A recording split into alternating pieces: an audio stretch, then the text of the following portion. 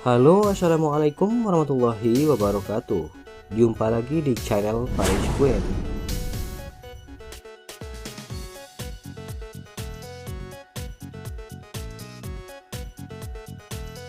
Sebelum lanjut, jangan lupa subscribe, like, dan komen.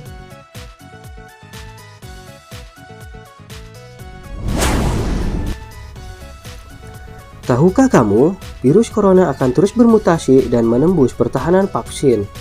Itulah mengapa kita tetap harus waspada sepanjang waktu dan menerapkan protokol kesehatan meskipun sudah divaksin lengkap.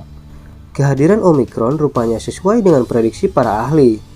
Mengingat varian ini muncul pertama kali di Afrika yang tingkat vaksinasinya masih rendah, yakni di bawah 7%.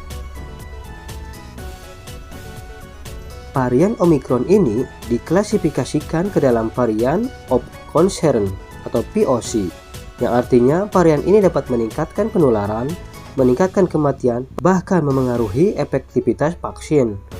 Varian COVID-19 yang lain yang termasuk VOC misalnya varian Alpha dan Delta. Belum diketahui kemampuan penularan varian Omikron dibanding varian Delta. Jumlah orang yang dites positif telah meningkat di wilayah Afrika Selatan yang terkena varian ini. Tetapi masih dilakukan penelitian untuk mengetahui alasan dibalik peningkat kasus tersebut, apakah karena Omikron atau faktor lainnya. Infeksi COVID-19 Omikron memiliki beberapa gejala yang harus diwaspadai. Meski pada sebagian orang gejala Omikron cenderung ringan, namun penyakit ini tetap beresiko bisa menjadi parah sehingga dibutuhkan bantuan medis. Gejala awal yang sering dikeluhkan pasien Omikron adalah lesu, lemas, atau mudah letih. Kemudian keluhan berkembang menjadi batuk dan gangguan pada tenggorokan. Bagi pasien yang melakukan isolasi mandiri, para ahli menyarankan agar terus memantau perkembangan gejalanya. Bila batuk-batuk semakin parah bahkan sampai muncul sesak napas, sebaiknya segera cari bantuan medis di rumah sakit. Gunakan alat oximeter untuk memantau kondisi saturasi oksigen pasien yang diisolasi mandiri.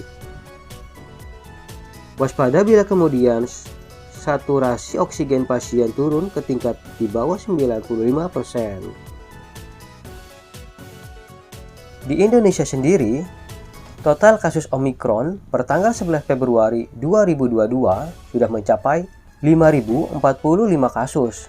Varian Omikron di Indonesia ini memiliki selisih 441 kasus dibandingkan hari sebelumnya. Secara mingguan, kasus di Indonesia ini tumbuh 67,22%. Dengan jumlah varian Omikron tersebut, menempatkan posisi Indonesia berada di urutan pertama di Asia Tenggara. Negara dengan kasus Omikron tertinggi di Asia Tenggara masih ditempati Thailand sebanyak 2.177 kasus.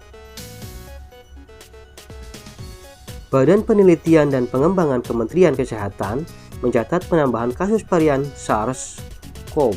Mencatat varian Omikron di Indonesia terus mengalami peningkatan yang cukup signifikan sejak pertama kali diidentifikasi di Indonesia 15 Desember 2021. Berdasarkan data per 6 Februari 2022 yang baru diunggah melalui situs resmi pada Selasa 8 Februari, kasus Omikron di Indonesia sudah mencapai 3.779 kasus, meningkat sebanyak 618 kasus dibandingkan laporan data pada Jumat 2 Februari. Kasus Omikron di Indonesia juga sudah menjadi transmisi lokal dan menyebar di 18 provinsi. Dari kasus meningkatnya Omikron, pemerintah mengajak masyarakat untuk melakukan vaksinasi booster karena terbukti aman dan efektif meningkatkan imunitas tubuh. Vaksin booster aman dan efektif meningkatkan imunitas tubuh. Mari kita ambil kesempatan menerima vaksin dosis ketiga ini sebagai ikhtiar menjadi kesehatan. Di tengah munculnya berbagai varian baru COVID-19, tentu saja tetap berdampingan dengan upaya disiplin protokol kesehatan. Maka dari itu, pola hidup sehat dan rajin berolahraga itu penting ya guys. Sampai jumpa lagi di berita-berita selanjutnya.